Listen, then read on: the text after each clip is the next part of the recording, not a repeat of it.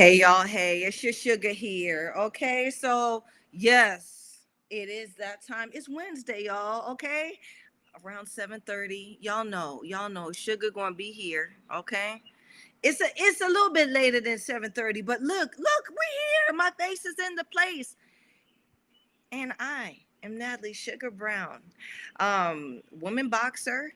This is my platform, the Natalie Sugar Brown Show, where we talk about women's boxing and what's going on, what been going on, what is going on, and what we want to be going on. Okay, so yes, I am Natalie. They call me Sugar. Um, True to this, not new to this. Okay, and I've been a woman boxer. I've been in this industry ever since a long time ago. So I've been there. I've done it. Okay, and I know how to break down what you all think that y'all seeing out here in the news, right? Because we speak a different language in the industry. And so what I want to do, with my platform, what I've always wanted to do was give the people that support us women behaving badly, give you guys the real story and help you guys understand the life of women pugilists and what we are dealing with, what we're going through, so you can um, have an interest, have the unadulterated interest that you always had in us women who behave badly. Okay, so tonight's show is called The Baddest Bittie on the Block. Okay, and the reason why the I have my titles, and I guess it's just a part of Sugar's persona now, or my humor, is because the block's getting hot, like they say out here in the streets, and we want to talk about who the baddest biddies are on the block out here in when it comes to these heavy with these bigger broads that are fighting. Okay, somebody chimed in already. Tom Smith, 1996, says, "Do you see Stanionis versus Ortiz going the distance?" And Tom Smith says, "Oh, and high." Okay. Well, Tom Smith, 1996, thank you for chiming in. And with your question, I know that you come here to talk boxing, okay? But I want to say this. On this platform, it is really exclusively we talk about women's boxing, and I'm hoping that you'll remain interested in what we may have to talk about tonight. Now, Stanionis versus Ortiz, and you talking about going the distance. Well, I mean, what do you want with regards to this fight? Let me see. I'm gonna answer your question. I'm gonna do you better. I'm gonna entertain this just for you and see what the odds are.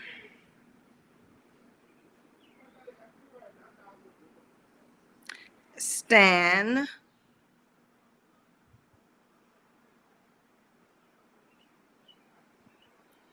yeah, so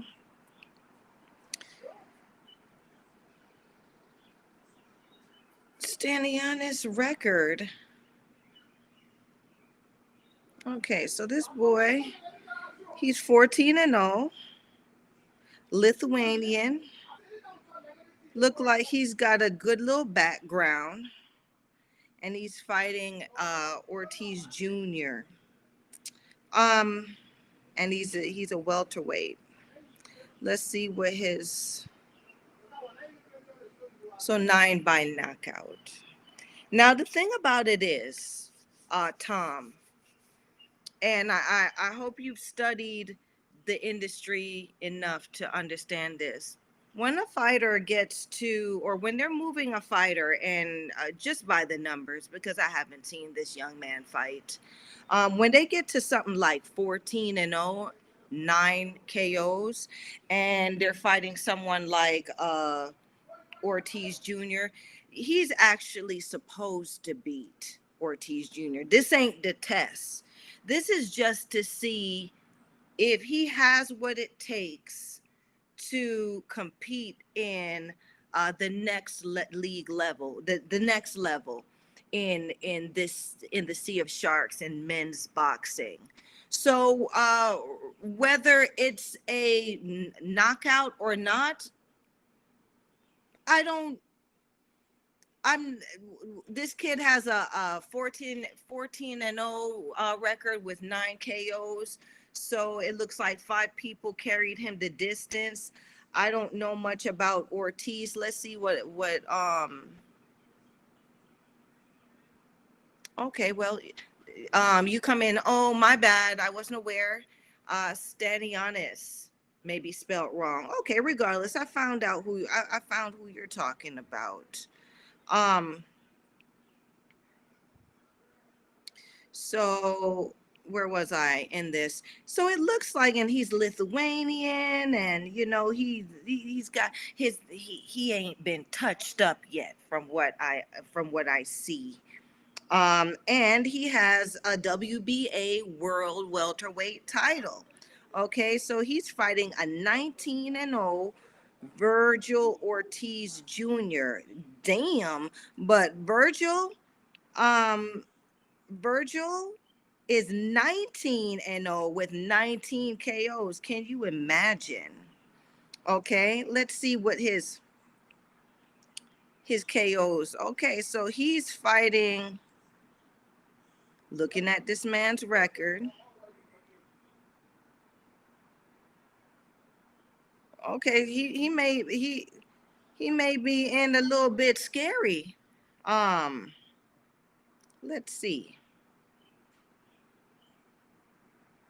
Okay, so from what I see on the record, I do not think that I don't. Let's see if he's fought guys who have KO records. Yeah. I don't think Stanianis is gonna knock this guy out, Ortiz Jr. He's been in there with some good the guy's numbers that Ortiz Jr. has fought. They have some experience behind them. So if Ortiz was going to get dropped, rocked, or shocked, it would have already happened to him. So it looks like your boy Stanianis has something to prove in this fight with Ortiz Jr. It looks like he may be in over his head, but it will be interesting because look at his, yeah, Ortiz rating 5 stars. I mean, it'll be very interesting to see um what happens with this kid, because oh, wait a minute. Yeah, this is this is a pretty good matchup. The kid is already a world champion. He already holds a title at with having only 14 fights. So it looked like Ortiz Jr. is looking to clip him somehow. I think the danger might be for Stanianis. Not Ortiz Jr. So I may keep up with this one just because you've helped me open my show with that question. But I'm gonna take it on back to what the show is about. Okay, Tom Smith. Um, Show is Baddest, Bittie on the block, and I'm gonna talk about what happened over the weekend, right? Yeah, I threw a little shade last weekend, and it wasn't the reason why I didn't hype it up so much was because it didn't seem as hyped over here on our end. So Um, it was the uh, the fight that happened this past weekend was Franchon Cruz Dezern, the undisputed super middleweight champion, versus Savannah Marshall, who lost the only belt she did have in her match versus Clarissa Shields in uh last year sometime. I think it was sometime in November or something like that. I mean, I may be wrong, but yeah, they fought last year. Time sure does fly, doesn't it, too? So, full circle, right? Clarissa Shields just fought last month, okay, and she really outclassed her opposition in Marcela Cornejo. And now the contenders she's fought both of these, Clarissa Shields, and the reason why her name came up is because she's fought both of these contenders. She's fought both of these champions. Clarissa Shields fought Franchon Cruz in her pro debut, and Clarissa Shields fought Savannah Marshall. Fought Savannah Marshall last year in a women's boxing mega match over there in the UK. Now, Franchon Cruz, as time went by, Franchon Cruz moved up in the ranks and became the super middleweight undisputed super middleweight champion at 168 pounds. Okay, and she had some contenders. Franchon Cruz had some people in line for to get this, to defend all of these, because she has all the belts, all of those titles.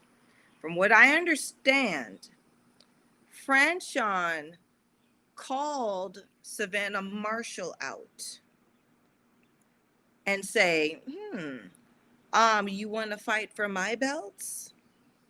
And Savannah Marshall took her up on her offer. Okay. The person who was in line, or the talks that were talking, that was supposed to be the one to have fought first, to be Franchon's next defense, was Shadeja Green. But the sanctioning bodies spoke, and they said, no, we like Franchon Cruz versus Savannah Marshall. We like it better. It looks more expensive, and it looks like one, Savannah Marshall, if anything, will bring us some money into our sanctioning body, if she does indeed win. So, inked, and the fight was on. Okay, now, camp happened, and it seemed as though Franchon Cruz and Clarissa Shields came together in camp to prepare for their fights. Clarissa Shields was preparing for her fight with Marcela Cornejo. Initially, it was supposed to be Hannah Gabrielle, but Hannah didn't put the gloves on when she was rubbing down her dog, and supposedly the steroids from the dog's medicine, got into her bloodstream, and she came up that she was riding dirty into this fight. So she got caught for PED, performance enhancement drugs, and she lost her opportunity to fight Clarissa Shields. Hannah Gabrielle had she had a story, because everybody has a story behind fighting Clarissa Shields, T-Rex. And Hannah Gabrielle's story is she's the only fighter, she's the only woman to have ever put the GWAT, Clarissa Shields, self-proclaimed greatest woman of all time, on her ass in that ring. Okay, so she dropped Clarissa. Now, Clarissa put her mouthpiece in and got up and got to cooking in that damn kitchen and served Hannah Gabrielle up a defeat, right? But needless to say, Hannah Gabrielle came home or left that fight with Clarissa Shields' number. Yes, I got your ass. I put you on that canvas. I made you drop, bitch. And that's my story, and I'm sticking to it, right? And we all saw it. So Clarissa Shields now comes back to avenge that, you know, that bit of that bit of discomfort or that blemish in her legacy. So it didn't happen, and so Marcella Cornejo was the replacement, and Clarissa Shields handedly outclassed her in their recent fight. And getting ready, that's the backstory. And now getting ready, Franchon Cruz joined Clarissa Shields in her camp. They both prepared. Clarissa Shields and Franchon Cruz go way back to amateurs, where I believe they have fought each other in amateurs as well, but they seem to be friends also. So Clarissa Shields is because she fought Savannah Marshall, and I believe Franchon Cruz fought Savannah Marshall also in the amateurs. Was very confident. Both ladies, Clarissa and Franchon, were very confident that they was going. Very confident that Franchon could do what Clarissa did to Savannah Marshall and defeat her in her own country. Yeah, right? Because everybody's doing it because it's so easy until you get hit, until you get in there, right? So it seemed like everybody, I mean, the odds were, I think, 3-1 or something like that, Savannah Marshall was going to win over Franchon Cruz, because I mean, everyone just, for the most part, everyone saw that Savannah Marshall had the advantages, just like she had the advantages when she fought Clarissa Shields. But I watched a couple of their press conferences or pre-fight press conferences, and Savannah Marshall said this to Franchon Cruz: "You are not a Clarissa Shields, and I'm going to beat you," right? Which proved to be exactly what the story is. And I totally agreed, right? Franchon Cruz, I always say this, styles fights. And Franchon Cruz's style was always more archaic, like more rugged than the other contenders that have come through the amateur ranks. Though Franchon Cruz has a great background as an elite level amateur boxer, she does not perform in the ring, or she does not fight with the refinement of skills as you would expect an elite fighter with extended amateur background would have. But styles make fights, right? And she was comfortable with that, and she had success in that type of fight.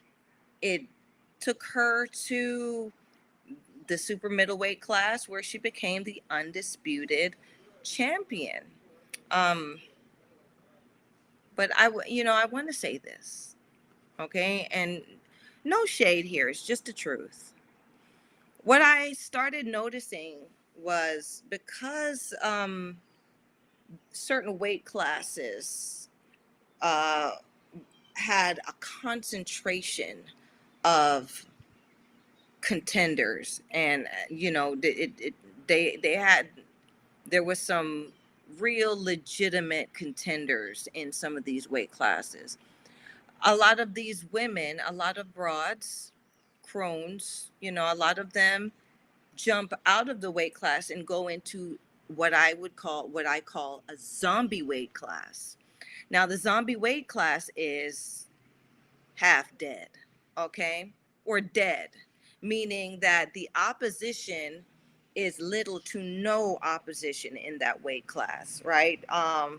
If there is anyone in that weight class, they are not um, highly sought or highly not highly, but they are not contenders. Even though they hold that belt, the champion may not be as um, strong or dangerous as they would be in the more concentrated weight classes, right? So after Clarissa Shields left from 168, the division became dead, okay? And there was no one rallying for that because everyone is moving with the money. Everyone either wanted to fight Clarissa Shields or Katie Taylor. Okay, those were the gals, right? That's who was moving the money. So in doing that, opportunities open for women to now speak with or get these sanctioning bodies to uh, allow them to have these titles where they probably are not paying as much as they would in the more concentrated weight classes to hold on to those belts. Please check out my show Belts and Bodies, right, where I explain to you that it's not about who's the best with sanctioning bodies. It's okay, you got to be good, but you also got to be able to pay for these belts, pay to hold these belts, right? You got the money, all right, honey, right? But if you don't have the money, or if another honey comes along that can pay the sanctioning body more money, you lose your seat. Okay, so that's pretty much how it goes, right? So I'm not sure how long the show is going to be tonight, depending on who chimes in. Like, subscribe, and share. And y'all see my QR code right there. Give your girl some support, okay? But where I was going with that is, those girls fought. You now have the backstory, okay? And then we're going to go into the other ladies that fought on the card. Natasha Jonas versus Candy Wyatt. Now, like I said, these bouts weren't getting no play, okay?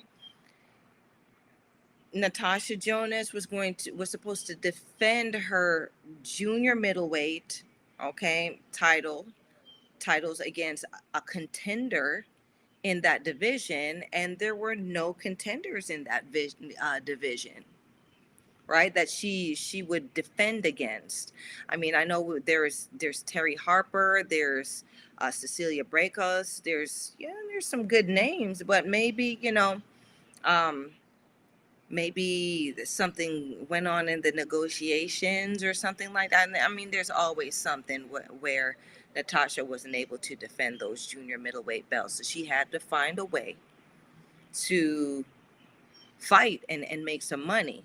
So she went down and fought a fighter named Candy Wyatt for the vacant, what was it? What's about for one of the vacant, I think it's IBF, the vacant IBF middleweight, the vacant IBF welterweight title.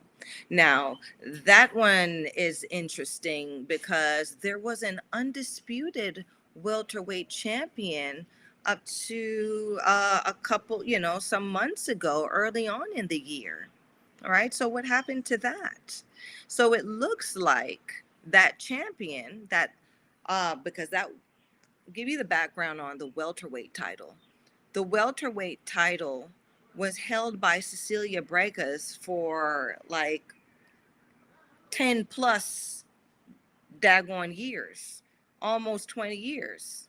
by the one broad, Cecilia Brækhus. Okay, she had all of them, all the belts, right? So, I mean, it was just compulsory, right? Like you just knew Cecilia Brækhus versus A, Cecilia Brækhus versus B, C, D. Cecilia Brækhus was going to win because, first of all, Cecilia Brækhus was like, uh, I guess the great value version of Layla Ali, right? She kind of looked like her. She kind of, so they were like sporting her that way over there in Europe. And Cecilia Brækhus fought some great contenders, but because women's boxing wasn't as popular as it is now, she was able to get away with a lot of robbery decisions until Jessica McCaskill comes on the scene. And Jessica McCaskill ends up defeating Cecilia Brækhus after all those years and taking all of her belts, right? And, I think the fight's out there. Watch it. I always say this. I mean, that's actually one of the fights that I just know, both fights, I just know Cecilia Brækhus won. Like she actually won those two fights. And the irony that she lost her belts in fights that she actually won was just, to me, was just boxing karma, for real, for real, for real. So that story brings us to now, right? So Jessica McCaskill had the undisputed welterweight title after moving up from, I believe, 135. I went down and fought her around at 134, 135 outside of my weight class. And then she ended up moving up. She fought Katie Taylor after she fought me. And then she moved up again and fought Cecilia Brækhus. So it looked like she had some money behind her. And the sanctioning bodies took advantage of the fact that, okay, this new broad, she's going to pay the bill. Well, guess what? After maybe almost a year or a little over a year of Jessica McCaskill having all the belts, it seemed now that she wasn't bringing in the crowd that she would need to pay for all of those, to keep all of those belts. So that uh, and in doing that, she was defending those titles against mediocre opposition. So she just wasn't making no money on the belts um, in the ring. Okay, she did a lot of stuff outside of the ring, but in the ring she wasn't bringing in the money. Um, and she also she had, her style was very her style is not refined because she didn't have much of an I don't think she had an amateur background, or not much. So she's not very entertaining to watch to most people, right? But I say styles make fights. Some people appreciate Jessica McCaskill's style.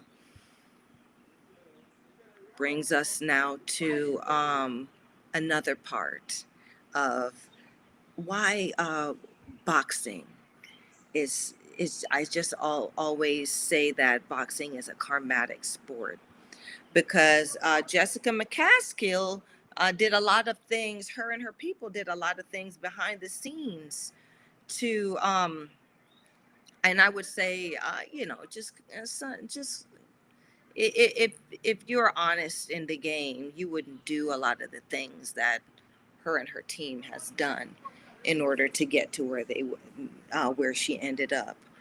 And what happened is she ended up uh, taking on taking on something that was more than she could handle. Right. So when she moved up, she's moving that up from 135 pounds up to 147 pounds. Now, the difference is you can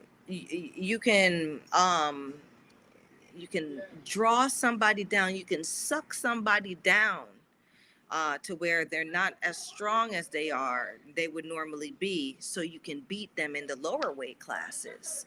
But now when you step up to the higher weight classes, you don't have that game anymore to play. You got to be able to stand in there with these big broads. And when you stand in there with a big broad, you got to know how to fight. You just got to know how to fight, right? When you stepping up, David versus Goliath, that's one of the oldest stories, right? That's a Christian Bible story, right? Goliath was huge, but David knew how to use his tool, right? And use it accurately. Was able to get the giant in the weak spot and put him down. Well, when your people pay your way and you do shenanigans to get where you going, and now you gotta stay in the ring, and you gotta fight, and you got to know what you're doing in there, and you don't, because you didn't earn it. You start feeling it, and that's what happened. So I just know this, right? Because karma's a bitch, and I know, I've been a fighter long enough. When you fight at those weights at 147, now you're fighting against women who are coming down from 170, 175, 160. You're fighting with women that are making that weight, that are coming down to make that weight, right? So if you're moving up and you don't know how to fight, and you don't know how to manage against a bigger, stronger person, you're not going to last. Okay? So what happened was, in all of these defenses, even though that they were kind of mediocre, McCaskill was feeling them hands from them big girls. And I know she ran back to her team and she was like, I can't do it no more. They hit this too much. They're too big. They're too straight. It hurts now. I've got to fight in there, and it's I don't know how, right? And so I think she came out with an announcement. Fighting at 147 is too easy, so I'm gonna go down to 140. Yeah, and take those belts. But she didn't know a real killer was coming up in the division. The real killer, and I'm gonna say this, right, is one of the real killers out here is Chantel Cameron. Yeah.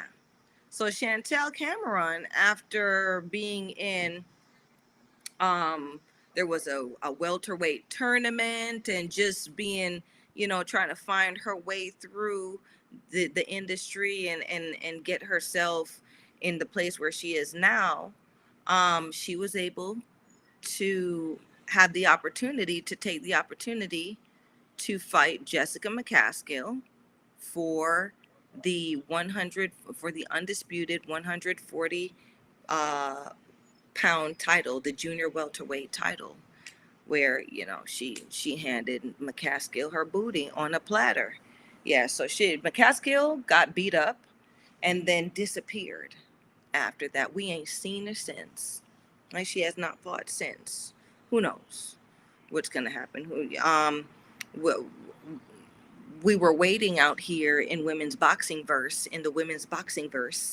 to see if the sanctioning bodies were going to follow their own rules and strip her of her title, because she came down from 147 to challenge a contender for those same titles in another weight, in a lesser weight division. When you do that as a fighter, you relinquish all of your titles to do so. So in the women's boxing verse, we were waiting to see if the sanctioning bodies was going to let Jessica McCaskill crawl back up to where she was and keep those belts, or snatch them up and make them available for other contenders that are at 147 that could manage. Okay, so that's the backstory on that. But now we talking about the baddest Bittie on the block. Okay, so Um, lovely assistant. We can start the slideshow now. I'm a bit sometime, and y'all see me like herky jerky. I'm doing the show outside today, and these mosquitoes are tearing my ass up. Where the off at? Come on, do the QR code for your girl so she can get some off. Yeah, be nice to me. So this is the poster that they were selling. Oh my gosh. Okay, we're having a conversation about how these people put this show together. Like this looked like something from Thriller, right? Michael Jackson. Michael Jackson came on one of my shows. He was talking about something. It wasn't about the Thriller, and I don't think it's the Michael Jackson that I know, that I like. Michael Jackson, he been gone for a while. But um this poster just made them look like it's close to midnight. Like they look like some real goons and goblins on here, and these ladies are beautiful ladies. Oh, why you take my picture off? Lovely assistant. Um, bring back my poster, please. So and while my lovely assistant tries to come back with the poster. Um, okay, here we go. We're back again. Um, or you guys, I'm maybe seeing something different from you guys are seeing. But it's all about selling these women who behave badly. And this jailhouse zombie shit right here, it to me it just wasn't cutting it. Now, I saw other nicer images out there, but this is showing fight week, right? So they had the open workout, the press conference, the weigh-in, and then fight night, right? um would this get the average person interested in seeing what these ladies are about, or making me want to see them behave badly? Maybe, in a kind of um dark way, like it's too dark, at this show. I'm not sure, it just looks so jailhouse to me, right? But it is what it is, and it already happened. I don't know what the numbers were on this fight. The fighter on the far left um, uh, is Franchon Cruz. Okay, she's from the U.S. She's always rallied at middleweight, super middleweight. Okay, and that's who I was talking about with the backstory. And then the broad right here to my immediate left is not Shant, is Savannah Marshall.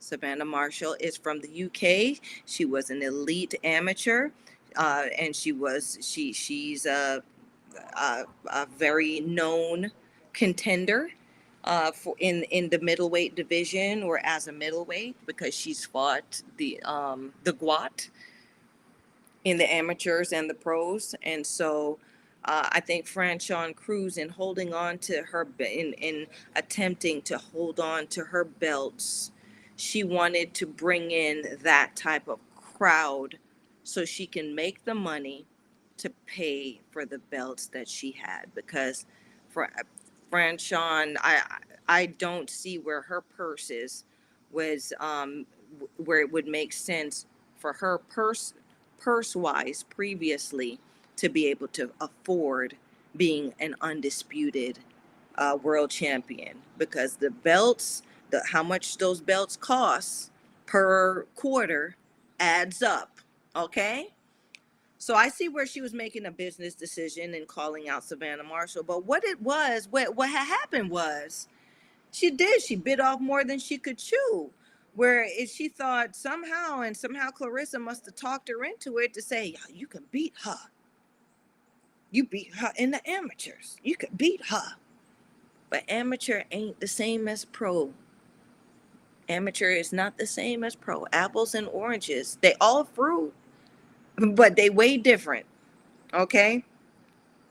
In pros, you've got to beat somebody up and down, right? The referee's not going, "Stop," right? And they're not going, you don't have no headgear on. You don't have the rubber gloves that bounce off if you hit hard.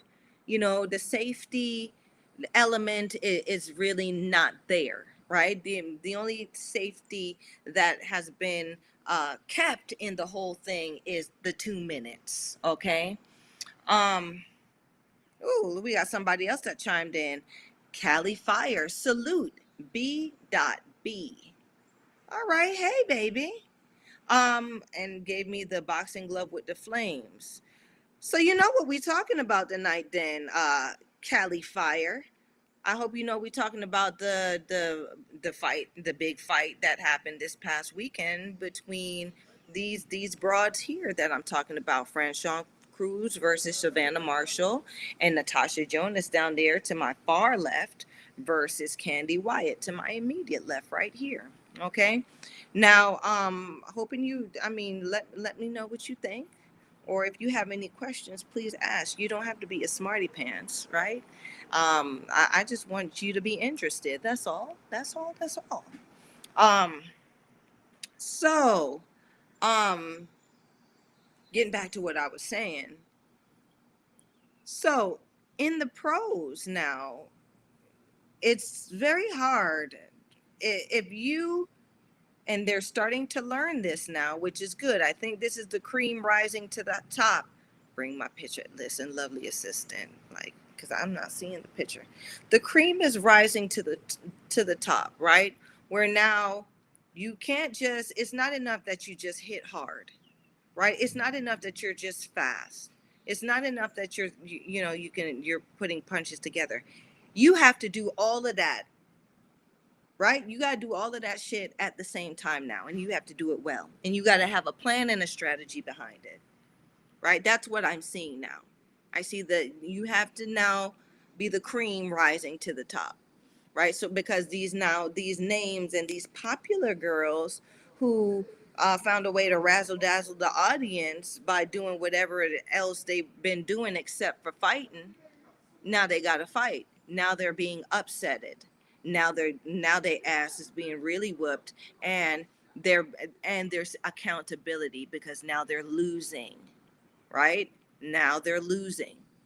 So I think Franchon Cruz came in with the idea that she's Franchon Cruz, and she would be able to somehow, stay in it long enough to get a decision, if anything, over Savannah Marshall.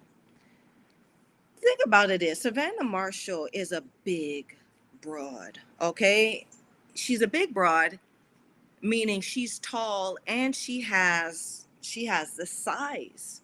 So when you're hitting, like, when you're fighting a person like that, and Savannah Marshall does know how to box a little bit, okay? Um, when you're fighting somebody like that, you have to have a strategy. You can't just go in there. You cannot just go in there and think, I'm going to beat this tree down, right? You have to have a plan, right? Because she's literally a wall, a tree coming at you.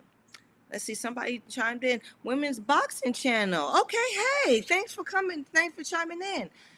Women's Boxing Channel says, "Hi all, sorry I'm late. We'll have to catch the lost bits up tomorrow." Well, Women's Boxing Channel, it was really all about the lost bits. Was about me giving a bit of background about the fight that happened over the weekend, and I know you saw it. I know you saw it, right? I know you saw both ladies fight, right? Because it was over there where you at in the UK. And I hope you had. Well, I think a while back, it's never left my mind. You were eating something called something glory, and it was like fruits and whipped cream and all that good stuff. I never heard of the name of that dish again or that dessert again. But I've always meant to ask you when you came back, what it was called, so I can make it for myself over here where I'm at. because I always think about it. Anyway, I always kind of imagine you eating that dessert while you watch us women behave badly. I don't know why. It's just a thing that I do in my mind with you, Women's Boxing Channel. Anyway, just going into the conversation about Cruz and what she thought was going to happen versus Marshall. But that didn't happen, right? And then going in Knickerbocker Glory. Was it Knickerbocker Glory? Okay, I'm gonna look it up. Cause you said it was like some fruits and raspberries and all that with whipped cream, and it was good stuff. Yeah, and then Natasha Jonas, right? Natasha Jonas went down in weight and picked up a welterweight title. Um, Fighting Candy Wyatt, right? Uh, and from what I see, the 147 division did turn into a zombie division. There was no one in there in the first place. I just think that McCaskill couldn't withstand the the beatings that she would have to go through in order to keep her titles in that division, and she wasn't bringing in enough money to pay for those belts in that division. So just a bad business decision for her and her team. And then her ass can't go down low because um there's now real fighters down there that she will have to fight, right? So she's kind of stuck where she is right now. Um, where she can do a lot out. She's been doing a lot of stuff outside of the ring. Women's Boxing Channel says it's an ice cream with fruit and cream. Okay, see, Knickerbocker Glory. Okay. Um. So yeah, I think she's on the back burner for a little bit. But let's talk about. So we going back to talking about these two. Now let's talk about this fight. Okay. Lovely assistant. Let's go on to the next pictures. I'm gonna talk about it while these as the pictures come up, right? Okay, so there goes the diva, the heavy hitting diva, versus, I mean, standing beside Savannah Marshall. Okay, and they both look just gorgeous right here. I think this is a better picture. This sells it better. Um, and I think this is one of the the pre-fight events that people were seeing, that okay, sizing these two up, seeing if there's any beef, seeing how they interact. And from what I was getting from the interactions was, as much as Franchon is the diva, and I'm so glad to be here. And she's fought through so much adversity to get to where she is. On the other end of on the other side of the blade, she's on some and bitch, I'm gonna do this to you, and yeah, I'm gonna beat your ass, and this and this and this and this, and like that really hood stuff, right? You can't be both, right? You can't be a diva and a hood bitch at the same time, right? One's gonna overpower the other. You can't be it at the same time. And I think that Franchon should have been more diva with this one, right? With her with her out of the ring shenanigans leading up to the fight. She had so much opportunity to be that, but where I am, look at me, where I'm coming from, and I didn't come here to lose, right? If she had came in on some Elton John shit, you know what I'm saying? Because he one of the biggest divas on, like if she had came, you know, voguing and doing what real divas do, I think she would have gotten a lot more leverage and a lot more energy coming to her with regards to goodness, it's getting dark out here, my lights ain't coming on. Okay, I thought I was going, just it's the summertime, you know. Sugar does a couple shows. She want to do a couple of shows outside when the weather warms up, right? So you know, I just thought I was going to take advantage of that tonight. So if it gets too dark, my apologies. But you know, I just think she could have been more marketable. She could have opened up more opportunities for herself and being more of a diva than, you know, that other side that she showed. Great outfits. Um, you know, she's very risque. So, you know, she's not afraid to come out with, you know, she you know, with a lunchbox on her head, and she will she will work it. She will work it, right? And I think that's probably what she should have done more of, right? She does clothing. Um, if she had a clothing line, she could have come out in her outfits and things like that. Um, she sang the national anthem before the before the fight. Yeah. I don't think any other fighter has ever done that, where they've sung their own national anthem before they got in the ring and fought. So, I mean, to me, she was doing a lot more than she should have in the wrong, like in ways that worked against her, right?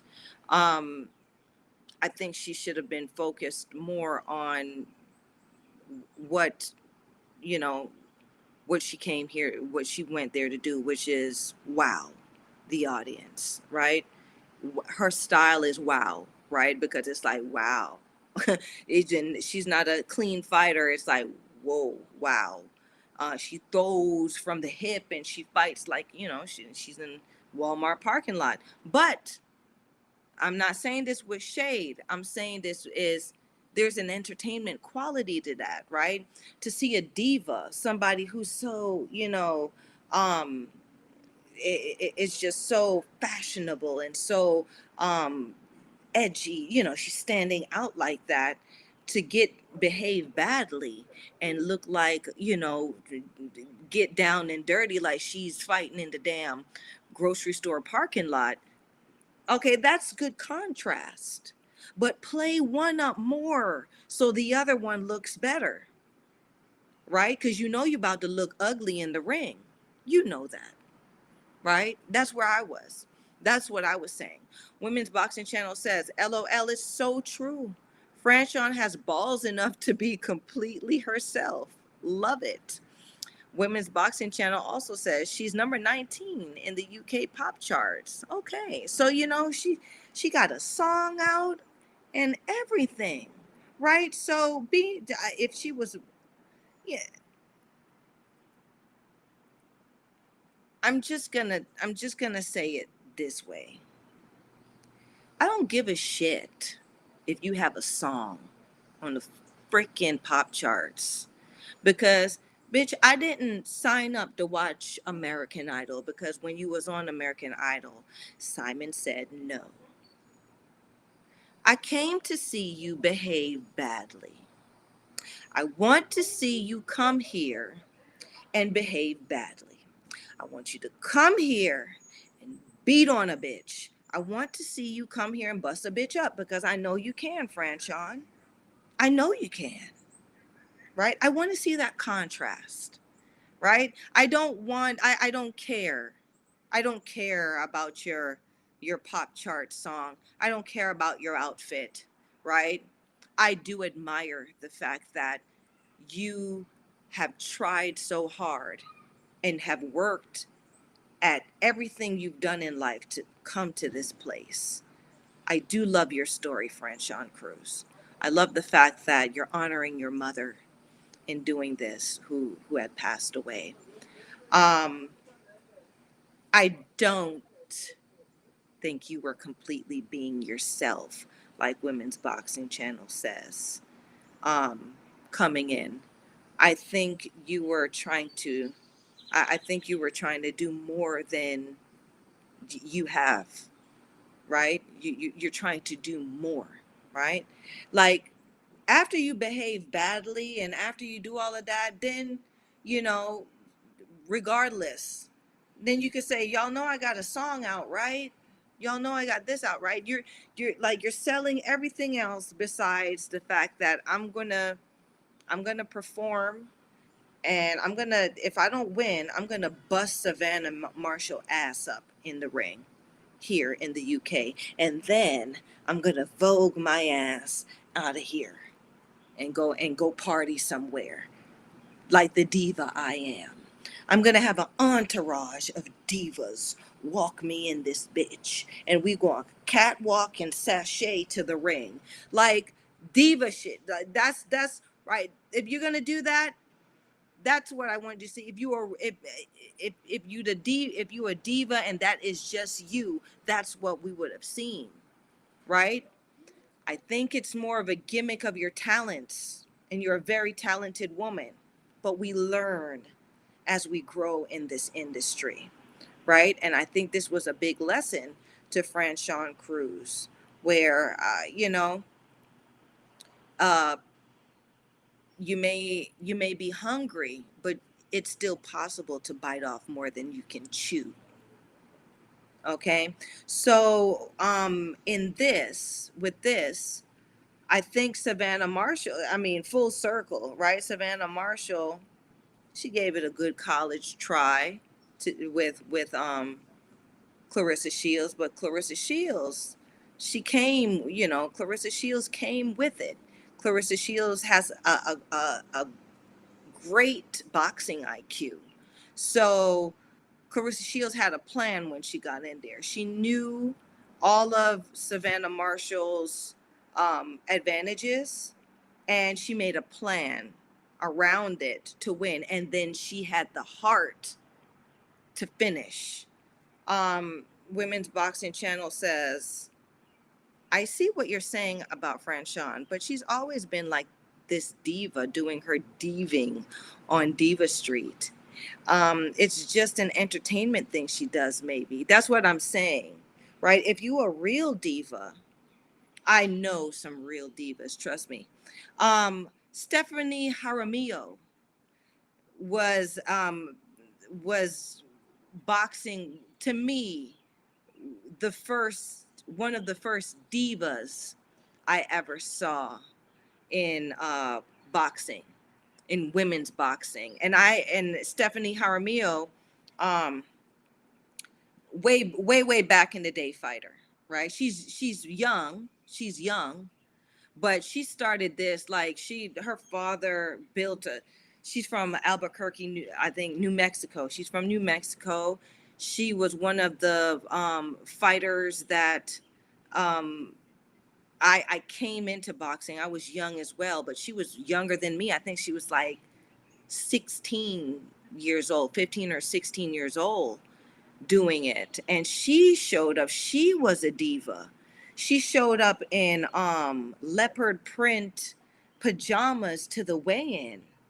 Like she was doing shit like that. She had her own, she had a female strength and conditioning coach that followed her everywhere, and her mother, like she was a real diva, right? And went in the ring and behaved badly. She was up there. She fought the best of them, right? And then she turned pro. I think she was one of the she was one of these other women who actually got a contract or got signed by Don King, but she didn't follow through with the contract with Don King. But yes, Stephanie Jaramillo, look her up. She's still around. I think she does some acting. But yeah, that she was a diva, and you could tell, and it was just effortless. She wasn't wearing costumes or anything like that, or trying to get your attention like, look at me, look at me, look at what I got on, look at my outfit, look at my glasses. She was just a diva in, oh, this is just me. I'm leopard pajamas, yes. Like, what else would you show up at the weigh-in wearing? You know, she was that way when she wore makeup. You know, she always she was just diva mint. Um and and you know, that had a bit of an influence on me as well, because I'm like, wow, she makes sure she makes sure that she makes sure that she embraces this side of herself. She has the confidence to do that, and she embraces this side of herself, as well as she goes it she's a real boxer in there. She goes in the ring, and she, win or lose, she gives it all she's got, right? I think, like I said, you know, Franchon may need to own this divaness a little, like own it a little more. It's not for entertainment. It's not for being a celebrity. It's for, you know, who are who are you in your heart and soul? I don't see I don't see a diva, right? I see someone who has many talents, right? And I see someone who has faced a lot of adversity, um, and has a good story. But I don't think she's a diva, right? You're not gonna force that on me neither, right? Um, this now will show. I mean, this will this lesson that she's gonna go through now, because she's lost all her belts, right? And she's saying, "Oh, I'm gonna be me regardless of if I have these belts or not." I'm saying this. Goodness, and I don't know where my lights are. You guys, just give me a minute. I'll be back. Let me get my lights on.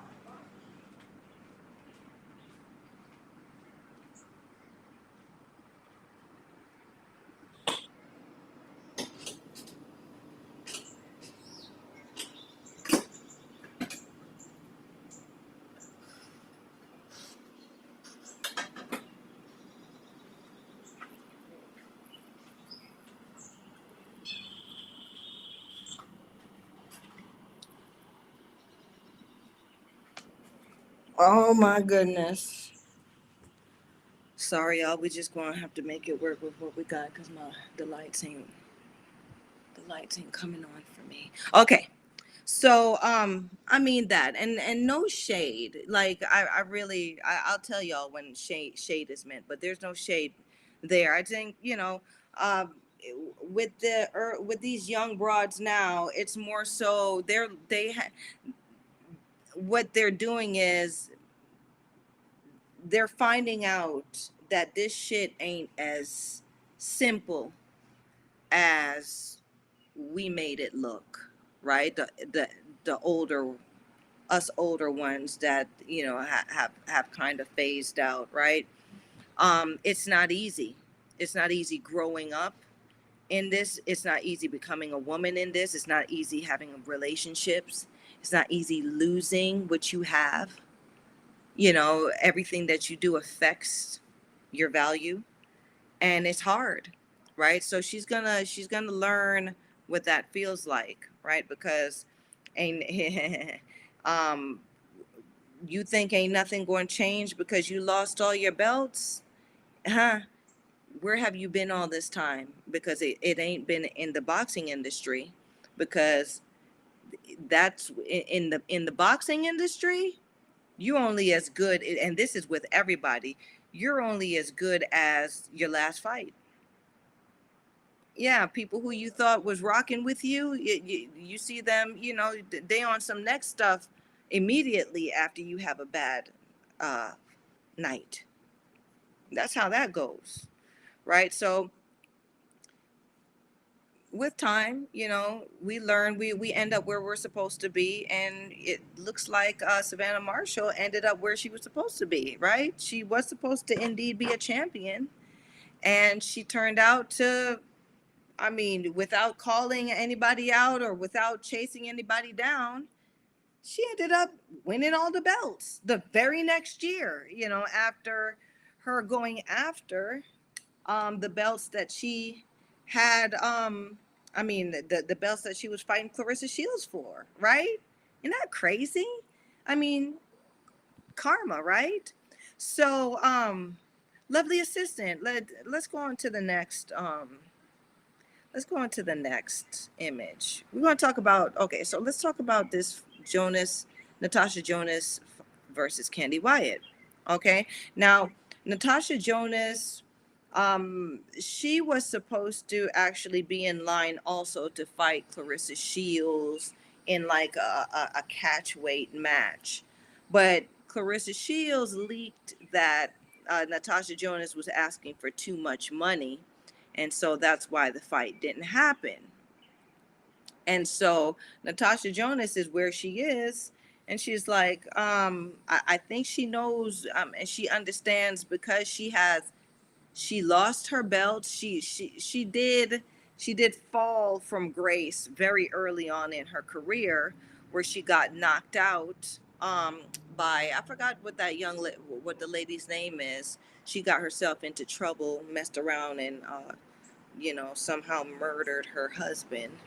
But she was supposed to, Natasha Jonas was supposed to walk through this contender challenger and end up getting knocked the fuck out by her, right? But that's boxing, especially women's boxing, and everyone has a fighting chance, don't they? Right? So, that's what it is. Women's Boxing Channel comes in and says, I normally argue that it's lame to see a fighter getting an undisputed chance straight after coming off a loss. But, well, it is lame, but Women's Boxing Channel, that Franchon is the one that called out Savannah Marshall. You know that, right? Yeah, Savannah Marshall was off the grid. I don't even think she had any plans. And then this came, right? So Franchon stepped to her and she was like, "Oh, okay. Bitch, you think I'm easy? Okay, you finna learn time and place." Right? And she trained and she got ready. And she ended up prepared and getting all the belts. Isn't that something? Women's Boxing Channel says because but I think you meant she, lost to Shields. I think it's a different argument. Yes. And so the thing is, and tell me what kind of argument you think it is, right? Because okay, and this is why I say this is women's boxing. You can't write a fighter off because she lost against another fighter, right? Because some fighters some fighters just have another fighter's number, or it just may have not been her night, right? So you can't write a fighter off. You just gotta like the broad enough to know that, okay, she's gonna come back. And I like her because there's something about when she behaves badly, right?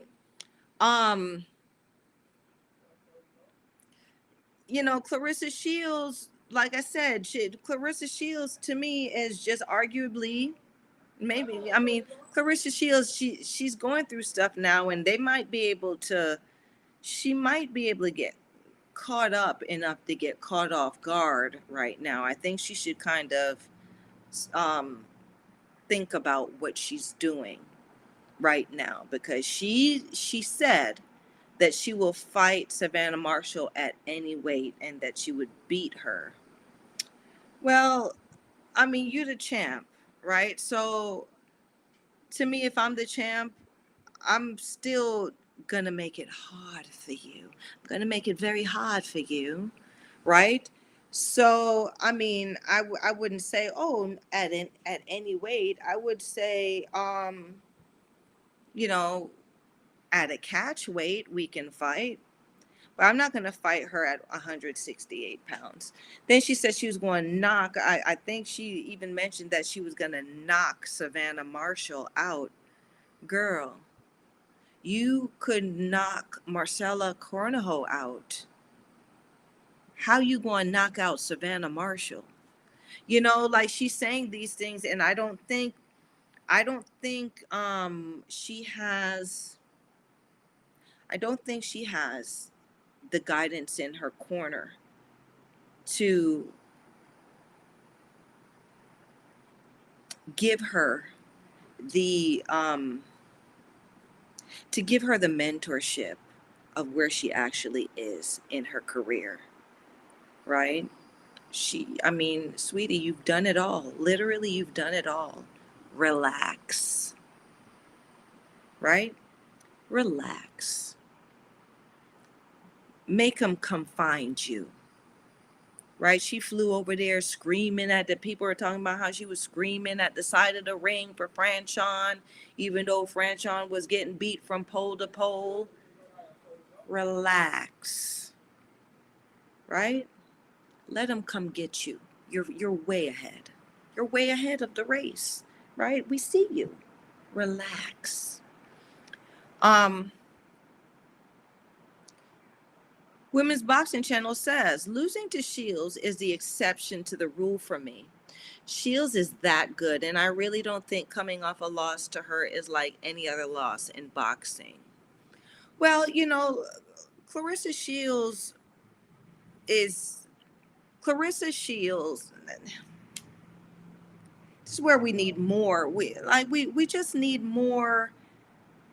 We need more people that are looking at boxing for what it is, right? Clarissa Shields is not King Kong. Clarissa Shields is beatable. She is. Okay? She's ahead of the game because everyone's coming at her like gangbusters. Right? And no one's really trying to focus on the contenders that have the potential to be a problem for Clarissa Shields. That's what it is, right? And Clarissa Shields may have, gamed herself out, right? Because when you're up here and everyone's here, right? Who's gonna fight you? How are you gonna make money fighting? What are you gonna do now? You have to wait for people to catch up to you, right? So if she had fought, relaxed, fought again, relaxed, talk shit, blah, blah, blah, blah, fought again, relaxed, then she would have been able to keep it at a place where she moves the money. But it's just a lot. She fought at Little Caesars Arena, which was great, but who else is she gonna fight and pack that arena up? Who else is she gonna fight? Who? Savannah Marshall again?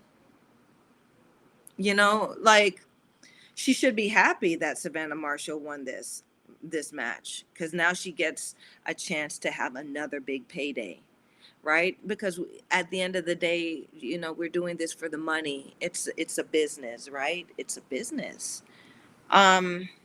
Women's Boxing Channel comes in and says even Chantel Cameron is an exceptional fighter, but Shields is way in front for me. Right. So yeah, Clarissa Shields is ahead of the game. She's a high achiever. She is not, she's not Jesus Mother Mary. You know what I'm saying? And she's a human being. She's a fighter. She's done a lot, but that doesn't mean that someone else can't come along and beat her. She has a high IQ in this game, but she has other weaknesses that no one is trying to exploit. No one is trying to see, right? Because everyone's so focused on what the obvious, right? Be subtlety, right? Women's Boxing Channel says Shadeja Green next for Marshall. We won't talk about that, but let's talk about this Jonas Wyatt real quick, because to me the fight was boring. Yeah, I said it. Right, this Natasha Jonas versus Candy. I mean, who is Candy Wyatt? Right, a high end loser, and I'm not saying it to diss her, but Candy, you know what you is, because I don't. When was Candy Wyatt somebody? I think I remember too when I was in Canada. Um, Candy Wyatt had a promoter, but I didn't. I did not. Candy Wyatt fought in over there in like the way out, in the sticks area of Canada, right? Canada is a huge country. I forgot where she actually at, but she had a promoter over there. Okay, I didn't, but I was willing to fight her. But what had happened was they said Candy Wyatt, I was gonna fight her. We were gonna fight at 140. What had happened was it got back to me. They say, Sugar, Candy Wyatt never comes in at 140. Candy Wyatt comes in at 147, and what they say when you go there is take the fight or leave it. And people end up taking the fight. I'm preparing at 140. She comes in at 147. And she has the promoter, right? So this is what the hell she get. This is why my foot's on her neck, and this is why I said what I said about Candy Wyatt, right? This is what you worked the whole time for now, hun. Now, you just you a name brand loser. But you're getting paid, right? But it's no it's just it to me. I know there's no such thing as a fair fight, but be respectful, right? People are coming in at a certain weight. The contract is signed at a certain weight, and you come in way overweight, and then you set up you and your promoter set up to do that to people. It doesn't, people bleed in there. We bleed in there. And anything, my grandmother used to say, anything where you shed blood, okay, now you got to answer to God. That's what my grandmother used to say. So be careful how you shed blood. Women's Boxing Channel says, God, Jonah versus Wyatt was a wrong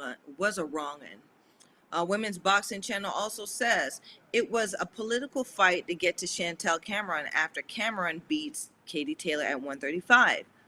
Once that's done, Cameron versus Jonas for IBA. Winner fights McCaskill or Ryan Winner. That's very interesting. Women's Boxing Channel. Political fight. Now, I thought Katie Taylor left 135 to fight Chantel Cameron at 140 for those titles, because 140 is the sweet spot. It is. I mean, that was my weight, right? That was my sweet spot. So Cameron beat Katie Taylor. I think it was at 140. It wasn't at 135, because it was for Chantel Cameron's 140 titles. And then I do see wherein Chantel Cameron might do something, because she was calling out McCaskill.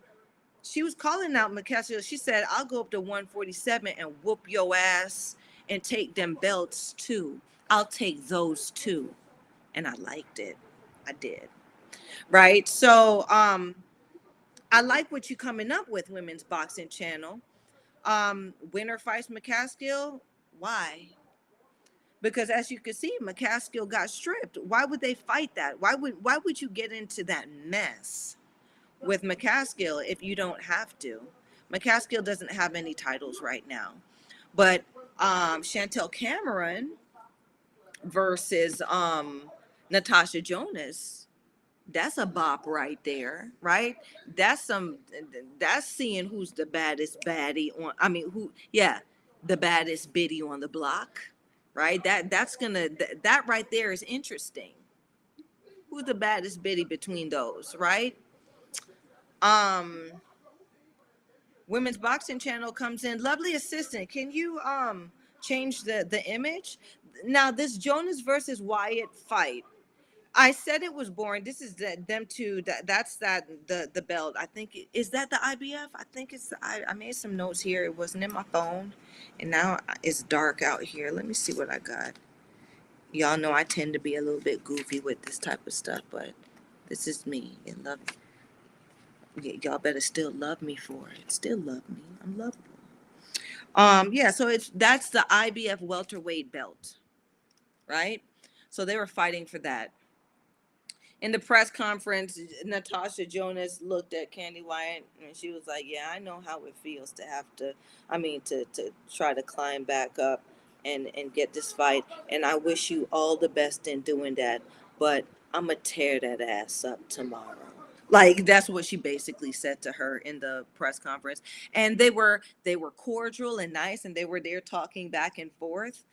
And when I watched the fight, I saw, I mean, it's kind of the level of competition between the two. It was like you know, Natasha Jonas having her master's degree in IQ of knowledge in boxing, right? So that is like a master, someone with uh an Olympic level elite fighter versus a club boxer, right? And a club boxer is somebody who, they're at your local boxing club and they seem to do good against the people in their boxing club and in the general area.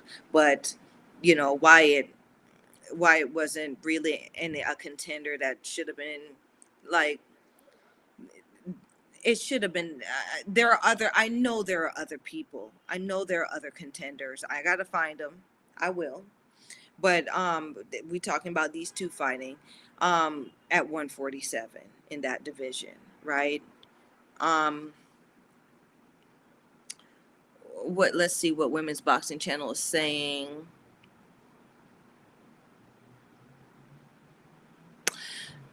Women's Boxing Channel says, meanwhile, if Jonas can get Shields at 147, requested yesterday, by the way, and Shields told her managers to do one, LOL. You see what I'm saying? Do y'all see what I'm saying? You're too much. Clarissa Shields, you're doing too much.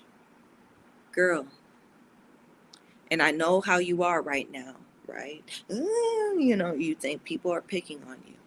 Baby, I'm saying this with the love of a sister. Sit down. You've done enough, right? Chill. You doing too much. For Natasha Jonas to sit here and tell you that you need to come down to 147 to fight her is disrespectful. And you talk about, okay, I'll do it, okay. Bitch, you don't have nothing to prove. She's the one that has something to prove against you, right? You should be sitting on your throne saying, listen, I, I'm here. I'm here and come and get me, right? I'm the Guat. I'm here. Come and get me. Instead of, oh, I'll go down. Oh, I'll go up. I'll go anywhere to meet you. That's a thirsty bitch. Don't be a thirsty bitch, right?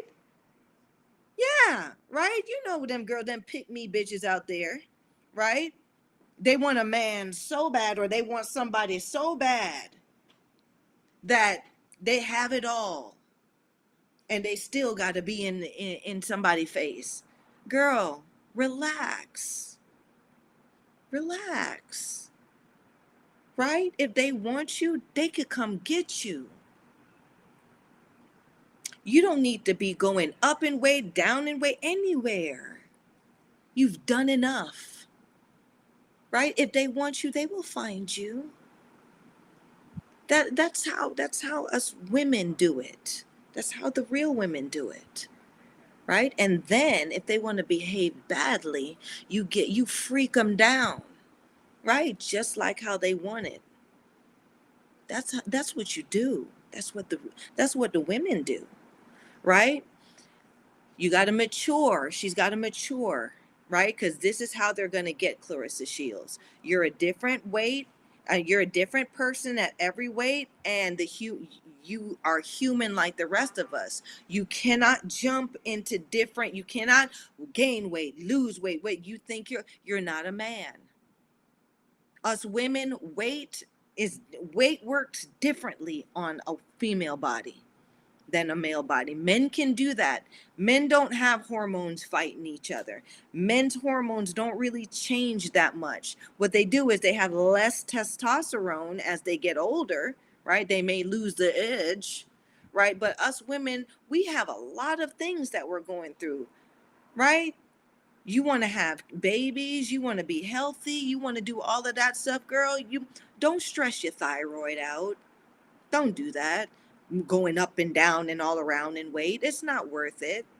Not for these broads. If they want you, they can find you. They know where you are. We all know where you are, Clarissa. You make it very clear of where you are. We can hear you and see you, baby girl. Okay? And you look good. She's looking gorgeous nowadays. Um, Lovely assistant, can you change my image? And a women's boxing channel came out and said Jonas wants Katie Taylor if she still has belts. You know what? I really think Jonas is okay where she is. Right? Jonas learned the hard way about this industry, and how I see her swagination, her swag. She's like, take it or leave it. Everything's on my terms. And I like it. I like how she's doing it. She's trying to make as much money as she can doing this, right? Because she wants to have something for her and her daughter when she decides to stop. Because when you decide to stop boxing, that's it, right? You, you're not making any more money boxing. Ooh, my battery's about to run out, and I don't have my. Okay, I'm about to wrap this up soon. All right, so this is how the fight looked. Okay, it was just it's really non-eventful. Natasha Jonas stopped Candy Wyatt because I think the referee just got bored with watching Natasha pot shot. Well, like make Wyatt run into those hard shots. So the ref was like, all right, it's done. Lovely assistant, next image. Women's boxing channel says, I do think it's wrong that fighters are able to swerve fighters to get to the cherry on the cake. I think Jonas should be fighting winner of McCaskill versus Ryan by mandate. So is Jessica McCaskill fighting your girl Sandy Ryan? Sandy fought DeCare? No. Fought the girl that killed Jeanette over there in Quebec. What's her name? You know her name. What's her name? So Sandy Ryan, in that karma, I tell you, boxing is karma, because Sandy Ryan dragged that bitch, and I was there for it. Right? Sandy Ryan, to me too, like she do a lot of this, right? And how she operates in the ring, to me, is not, don't don't follow up with this, right? She's got a lot to learn. But I did enjoy seeing her drag this shit out of homegirl in that fight. For now, she's a champion, for her to get her belt. Lovely assist. So there's Natasha Jonas. She got all her junior middleweight belts, and then she got that extra blue belt. Now she's a welterweight champion as well. Lovely assistant. Next image. Okay, so I chose this picture. This is a better picture. Franchon looks diva-ish. Look at, um, that's a diva outfit, I guess. You know, the snake skin with the with the fuchsia wings and winged sleeves. And there you got Savannah Marshall. Okay, so lovely assistant, we're gonna go through these images because I think my battery's gonna go, y'all. Sorry about this. And you see, I ain't gonna run all the way back inside the house. It's too, they um y'all see me back here. It's it's just too much of a big spot for me to be going through. Anyway, um yeah, so I wanted to point out though this imagery, right? This picture. Franchon Cruz had the wrong idea, right? Look at this shot alone tells you she had the wrong idea. How you gonna stand in front of a damn tree like Savannah Marshall with and give her the distance and the leverage that she has in that shot to plant it on you, right?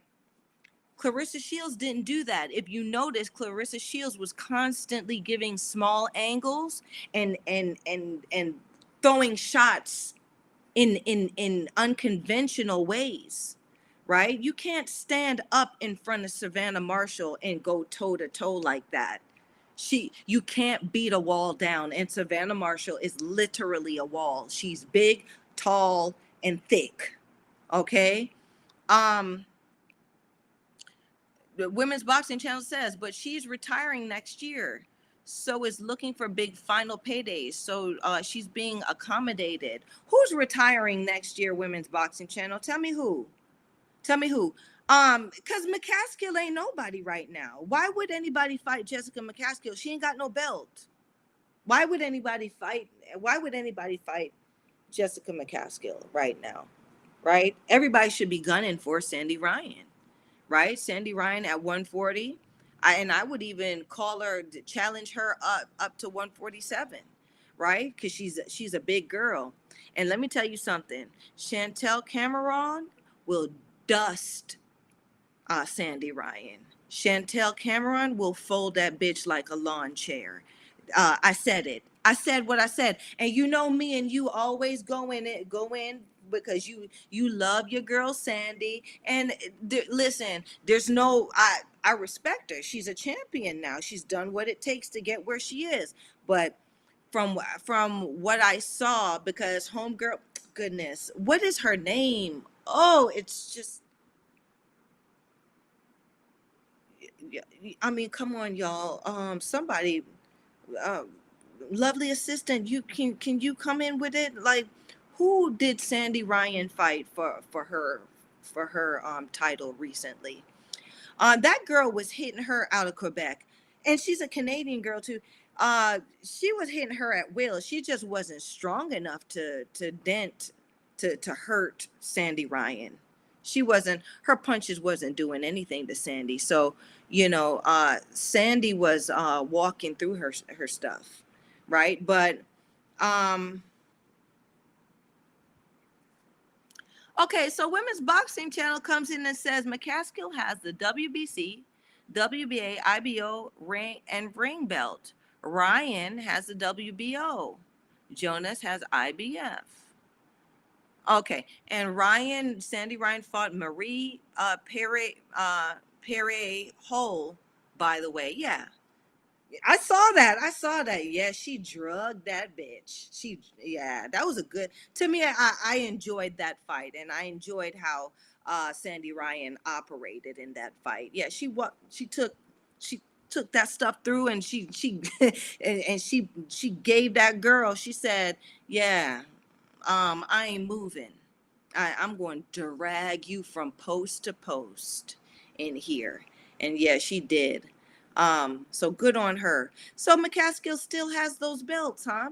Well, um, let's see for how long, because she let go the other two. Maybe she couldn't afford to keep those, right? And let's see how long she'll dip and dive before she will have to defend against these contenders, right? Because if I was Ryan and Jonas, I'd apply all the pressure to McCaskill to snatch the rest of those belts up off of her, because she's not um Yeah, it ain't her. Like that weight class, it that weight class is her own prison that she put herself in.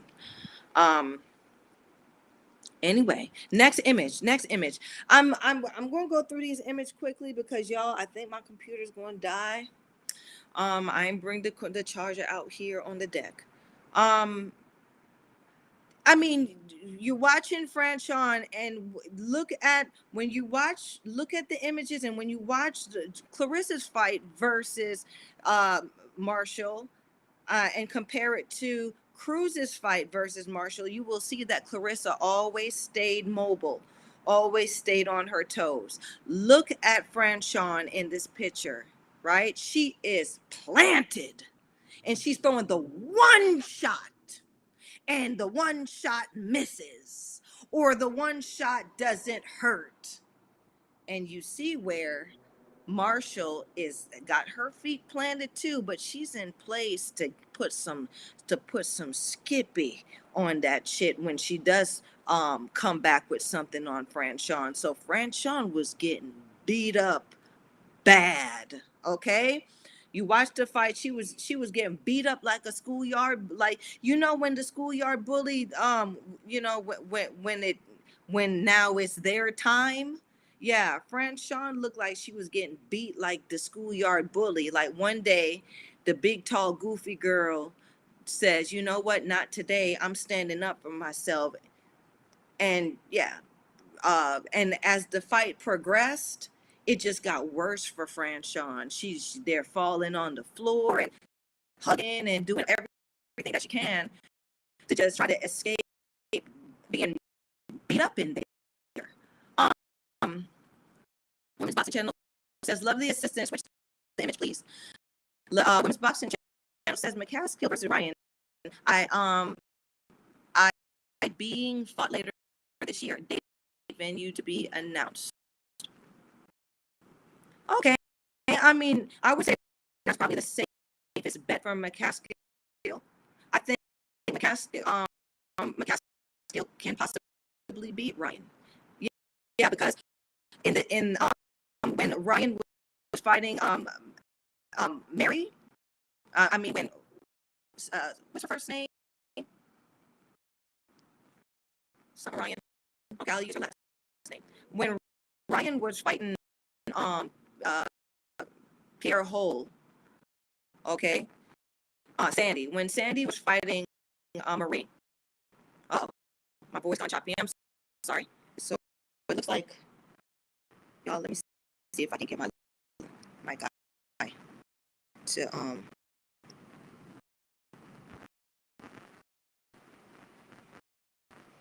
y'all.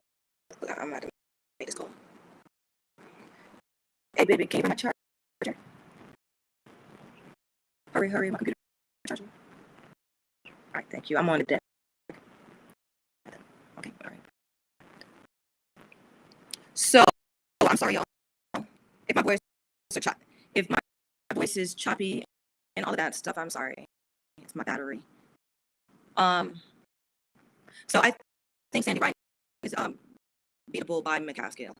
Yes, because Marie was able to hit Sandy at will. It's just that Sandy didn't have any pop or power. She did not have enough power to hurt or stop um, Sandy Ryan. Now McCaskill, the way she throws, McCaskill fights very much like Franchon Cruz. So Sandy Ryan may be able to navigate the mess and um and handle McCaskill just like Savannah Marshall handled McCaskill. Okay, the thing about it is, I doubt it because I just don't see Sandy Ryan exhibiting the boxing skill set that Marshall shows. Right, Sandy Marshall wasn't getting hit with simple unnecessary shots from Franchon. She was able to, that thing that she does to deflect the shots. I saw Sandy Ryan getting hit with shots still. So if McCaskill catches her with one of them wall-ups, you know, she may be able to she may be able to do something enough to hurt her, right? So McCaskill does have a fighting chance with that matchup. I hope you can understand that. Lovely assistant. Show me the next image.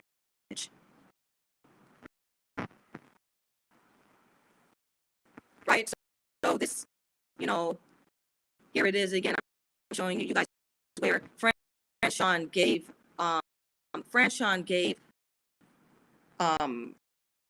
Savannah too much room, too much leverage.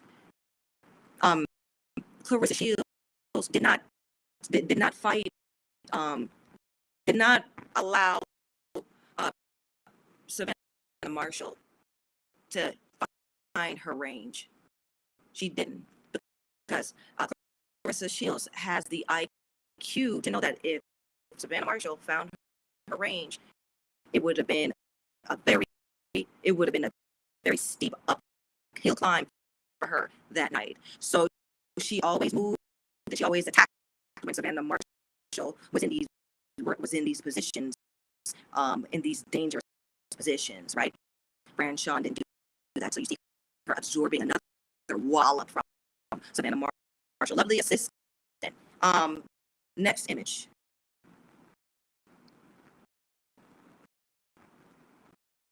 Yeah, the other one, please. Right. So, Women's Boxing Channel. Let me know if it's coming across clear. Another image where, you know, another wallop, and these wallops, right? The reason, goodness, I don't know how this choppiness.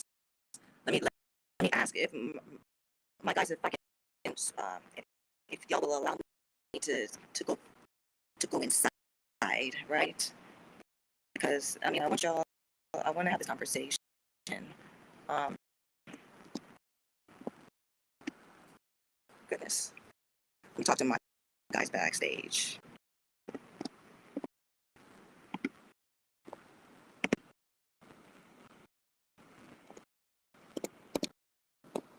Sorry, y'all.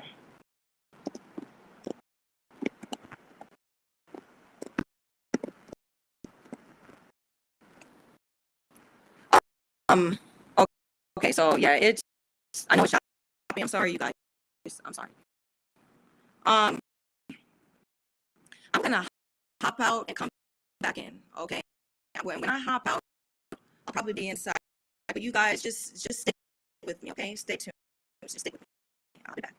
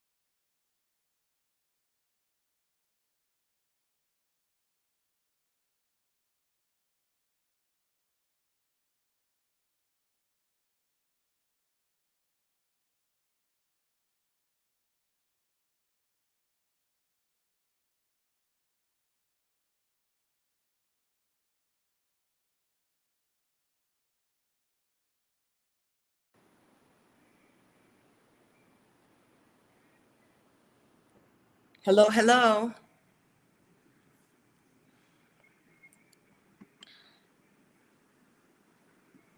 I refreshed y'all because I want to have this conversation. Okay, all right, all right. Looks like we're good. Okay, so I'm inside now. So, I mean, and we don't got much long on the show. I wish some more people had chimed in, but the Women's Boxing Channel, thank you so much for hey baby, thank you for sticking with me. Thank what I was saying is first of all, tell me if I got it right. The because I can't stop thinking about Knickerbocker glory. Okay, I'll look that up. Um, where I was, what I was saying from, and tell me where it got choppy. Okay, tell me where it got choppy.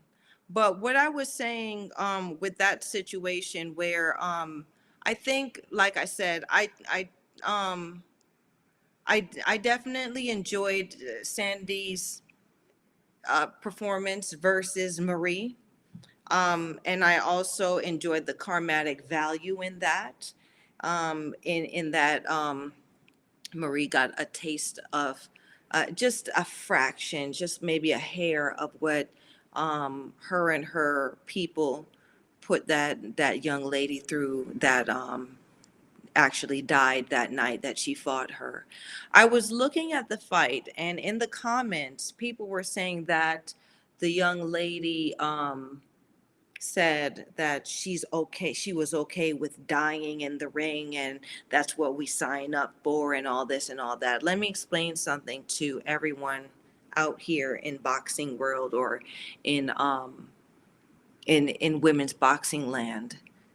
There's context to that, right? I say that you sign your name on the dotted line, but right, when predators, right, all get together and find someone who has been previously injured, who has previously been stopped or had hard fights, and they use that person now to make another fighter look good because they know that fighter is going to knock them out or stop them.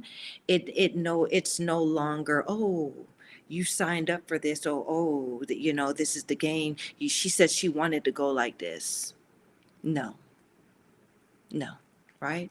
You become like, I would definitely say that, that it's premeditated, right?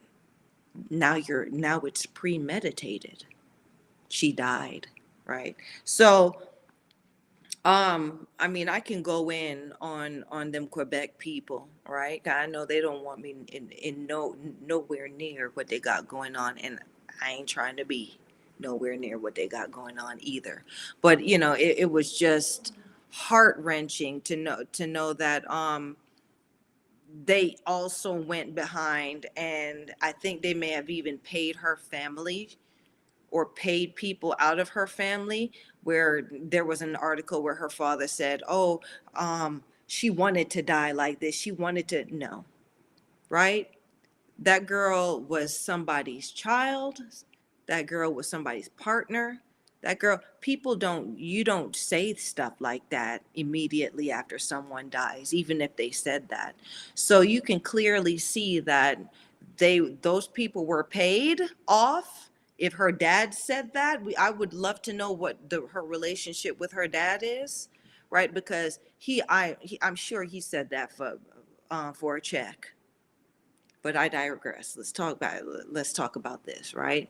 So, like I said, Sandy Ryan did a great job, but I do think Sandy Ryan is beatable by Jessica McCaskill, because I just don't see where Sandy, uh, um, I don't see where Sandy, uh, I don't want to say dominated, but dictated anything that Mary did. All she did really was corner Marie, because Marie didn't have the power. to stop her, and Marie did not have the tactics to stop her from coming and attacking her. So I mean, Sandy Ryan was just, you could see her she was getting hit flush and walking, and I mean, if anything Sandy got is a big neck and a big back. You know what I'm saying? So she going to be able to absorb all that artillery. But if you put her in front of somebody, say, that throws like a Franchon Cruz or a McCaskill, she may not be able to absorb all of that. Women's Boxing Channel comes in to says, Knickerbocker Glory. You put the now I gotta get the screenshot. You put the recipe up, right? Mango. I got some mangoes at home and fresh blueberries. I had some blueberries. So you guys join me, okay? Y'all check this out. Knickerbocker Glory, okay? This is like one of the dishes themed for the Natalie Sugar Brown show, brought to you by Women's Boxing Channel, okay? So you get fresh raspberries, okay? You get icing sugar, a ripe mango. You got to take the seed out. Okay, fresh blueberries and a couple scoops of vanilla ice cream. Sprinkle some coarsely chopped pistachios on it, and you got Knickerbocker Glory. Let me tell you something. That Knickerbocker is glorious. I'm telling you, I just know it. I'm going to try it. So lovely assistant, next image, please. So it's just talking about just how the fight went, the fight versus Marshall. Oh, that was it. Okay. The fight Marshall versus, I could have sworn we had an image of Savannah with all her belts, right? Because we have to give Savannah Marshall her flowers, but I guess it didn't. I guess we just don't have it. So I am going to wrap up, okay? But I'm going to wrap up saying this, okay? The baddest Bittie on the block, okay, is the one who will go to the she will go the distance of the block, okay? And the one who I've seen go the distance of the block is Natasha Jonas, right? Currently, she's been down at 135. She went all the way up to 154. Then she went back and fought at 147. She's willing to, I think, even though she has lost, right? And everybody loses, right? A loss doesn't take away the fact that you may be a pound for pound, right? So I think Natasha Jonas is slowly giving herself or branding herself now in this industry of ours, women's boxing, as being, if not one of the baddest Bittie on the block, right? Now, Miss Shields, she's already talking that she's gonna, she will fight Shadeja Green, and then she'll fight all of them, and then I think Shadeja Green is supposed to be fighting who is next? I think Shadeja Green supposed to be fighting the winner, right? So Shadeja Green would be fighting Savannah Marshall now for those belts. And from what I saw in Shadeja's fight with goodness, I made my notes, you guys, because I didn't want to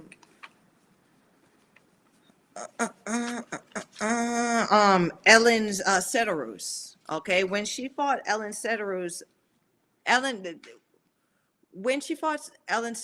it took me back into the mind of um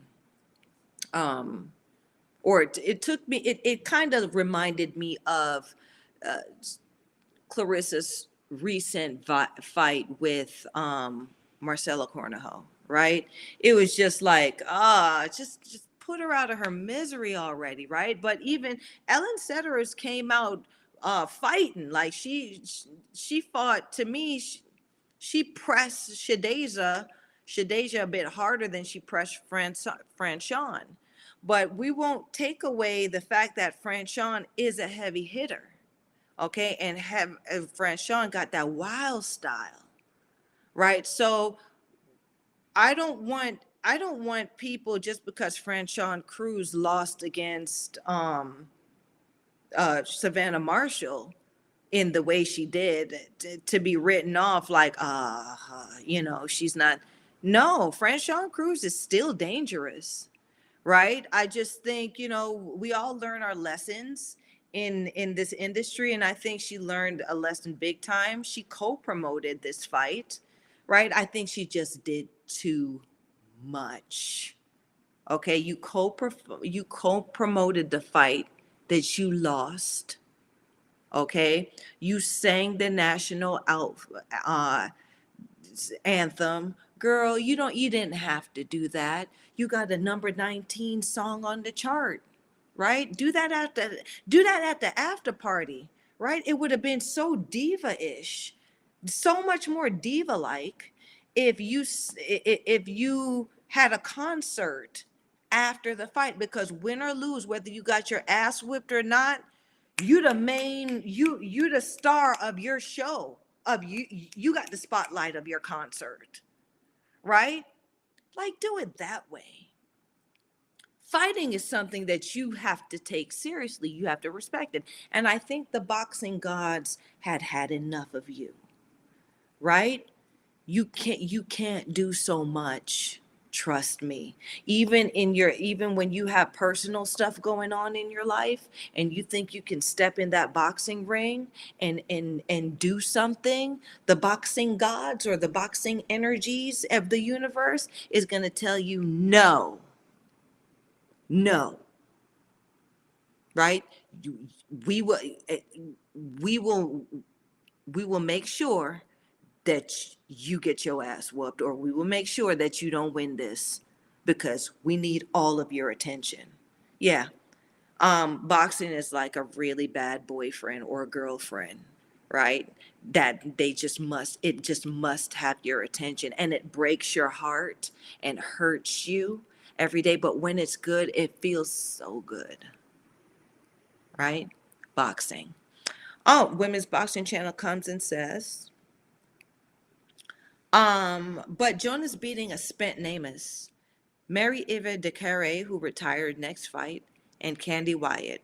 She snubbed Undisputed versus Terry Harper and snubbed McCaskill versus Ryan winner. So you think you think she has some favors done?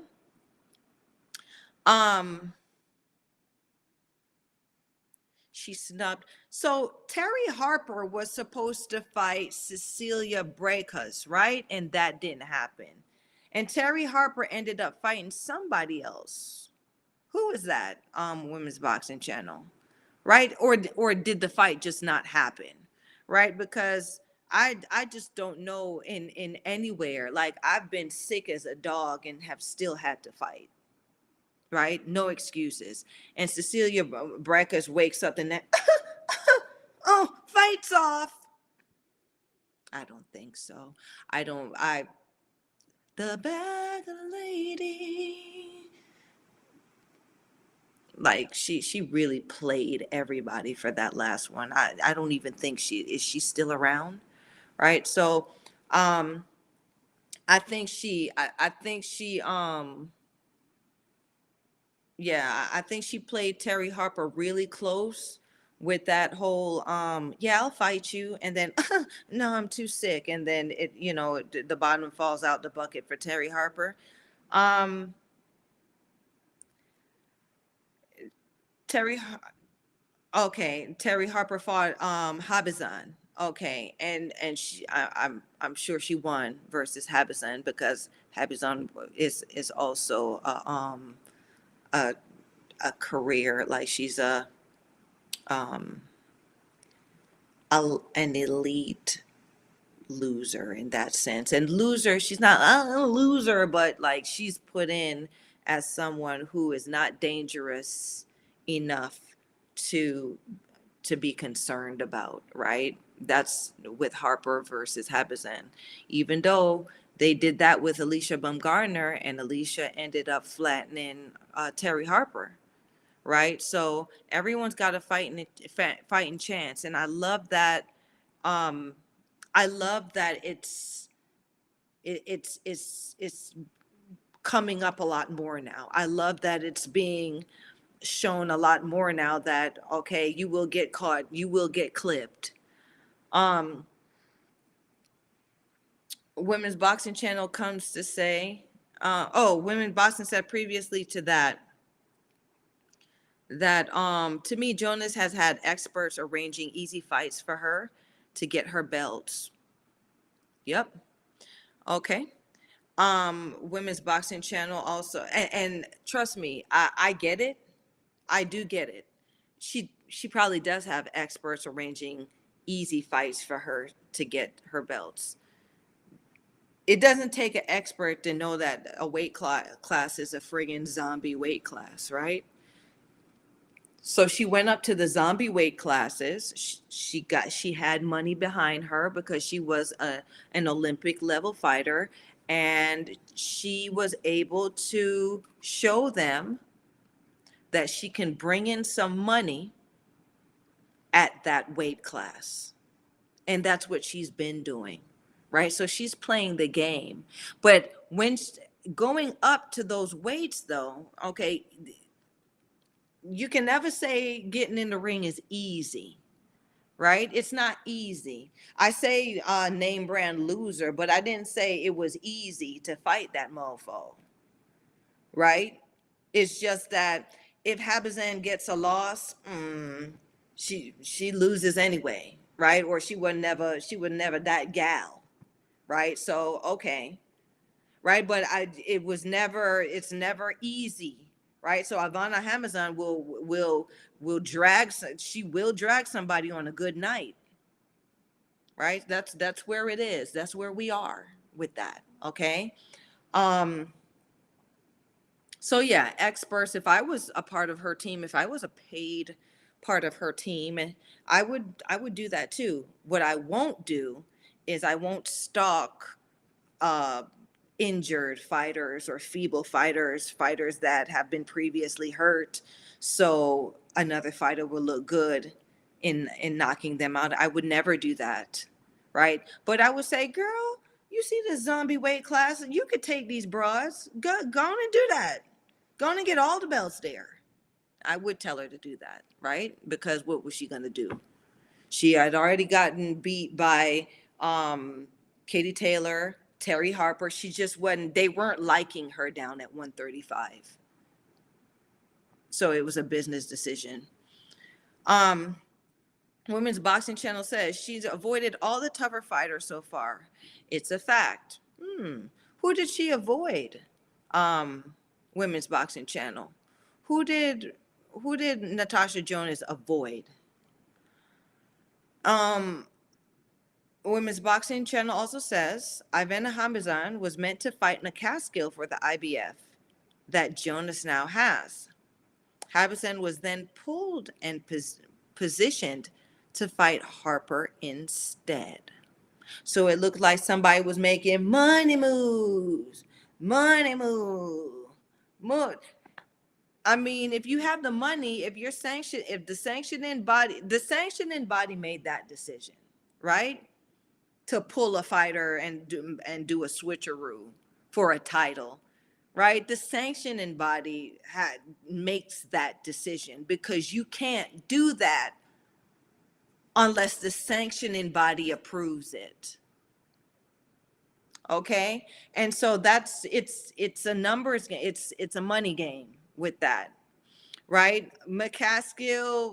Ain't McCaskill. Do you think McCaskill would have brought in McCaskill versus Habazan would have brought in the amount of money that Natasha Jonas versus Candy Wyatt would have brought in the UK? Do you think, or in the United States?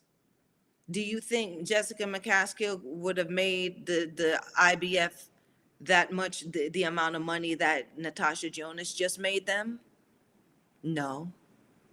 That's why it's only a matter of time before the WBC and the rest of them um, take her off. They take her name off they belt, right? Because they want money. They want somebody who's gonna make money holding those belts. And Jonas makes money, especially in the UK, fighting, right? Because them pounds, y'all, those pounds that y'all got, right? With the exchange rate is beautiful, right? And you pound versus dollars and vice versa, right?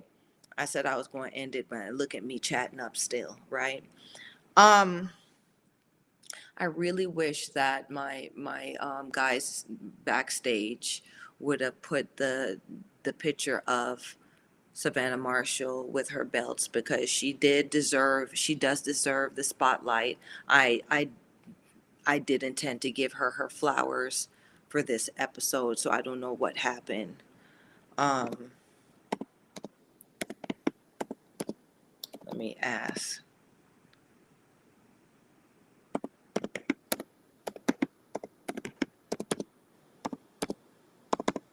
Sorry, y'all. I'm so comfortable with y'all now.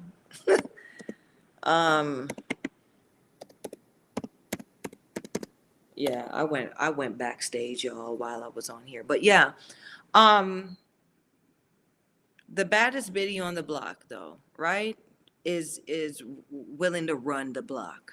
Okay, and even though Women's Boxing Channel, you say you feel like Jonas's people, them, are, paving the way and looking around corners and letting her know what part of the block is hot and where to stay away from and all that stuff, she's still making the moves.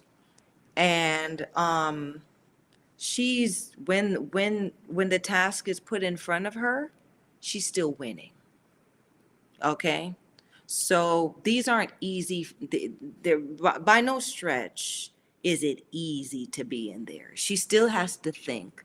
She still has to be alert. Remember, this is the same broad that got knocked out by somebody who she was supposed to beat.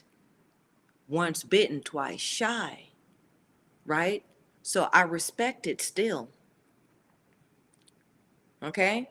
Now, okay, the test is there. Let's see how Ryan does up here now. In this sea of big fish and a couple sharks.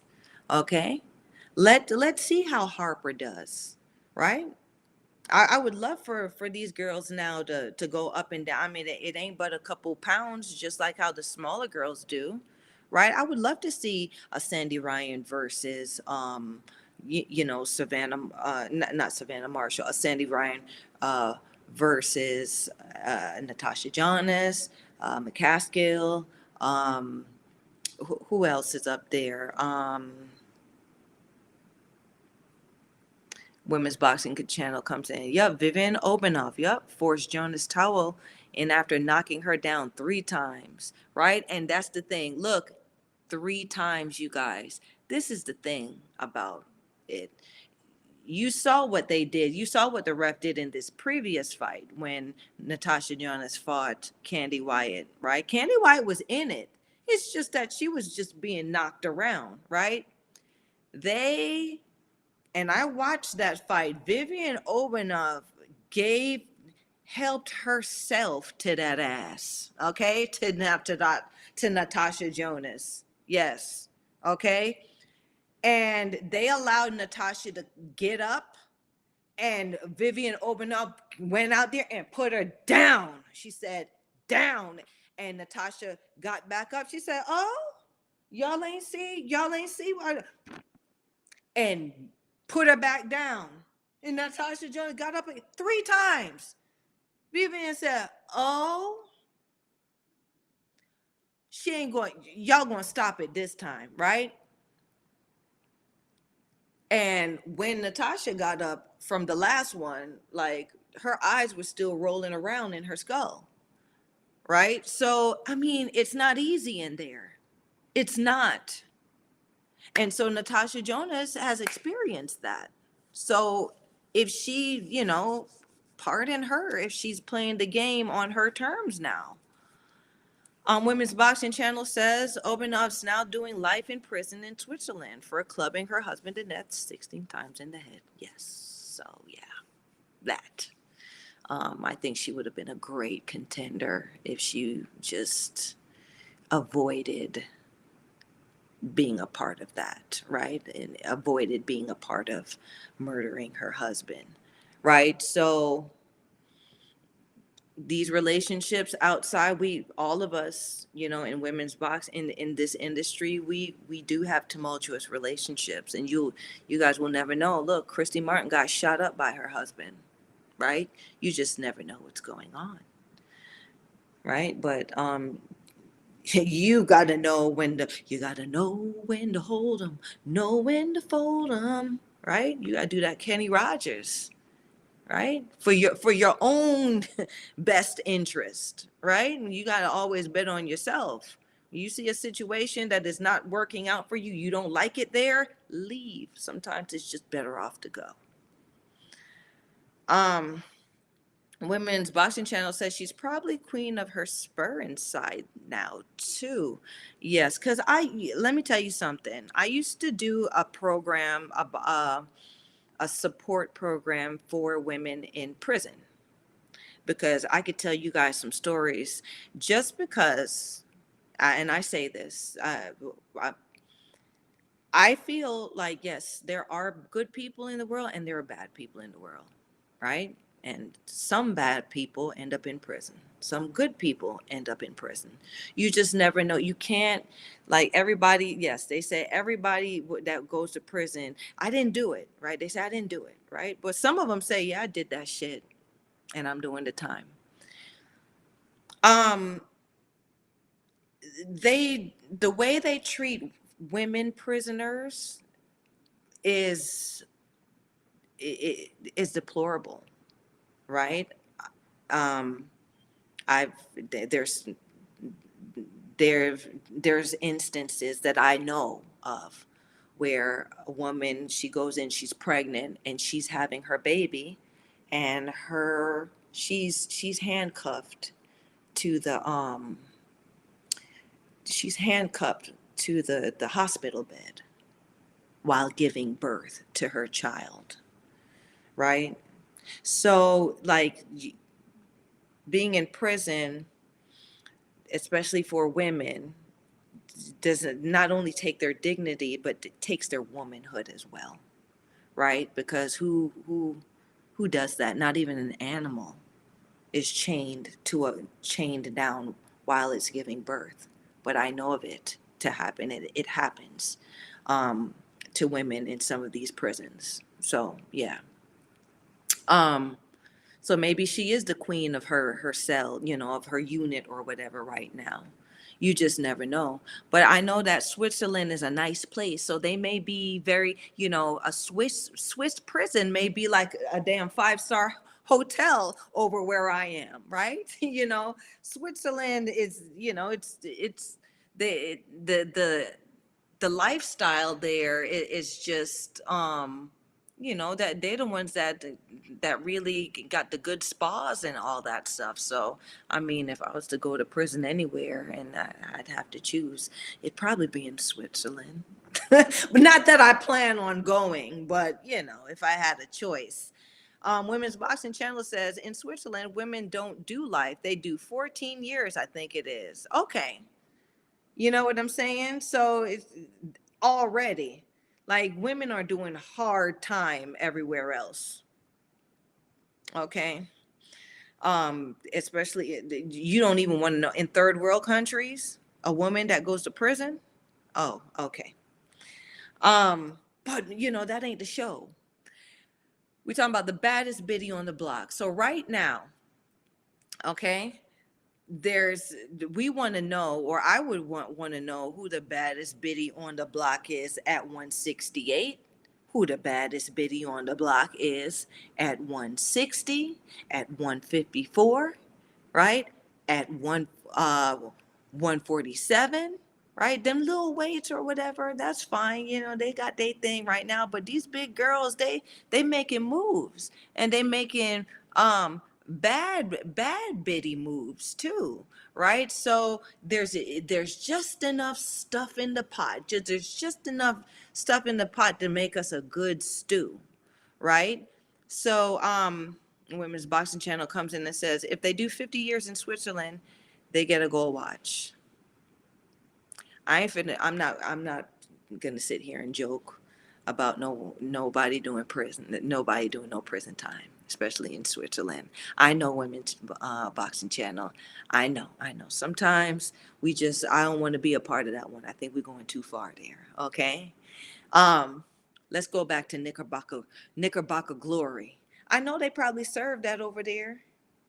I listen. Let me stop. Anyway, I'm gonna wrap it up tonight, you guys. Thanks for tuning in to the Natalie Sugar Brown show. Thank you for tuning into my discussion about the match that happened previously between some great champions and great contenders.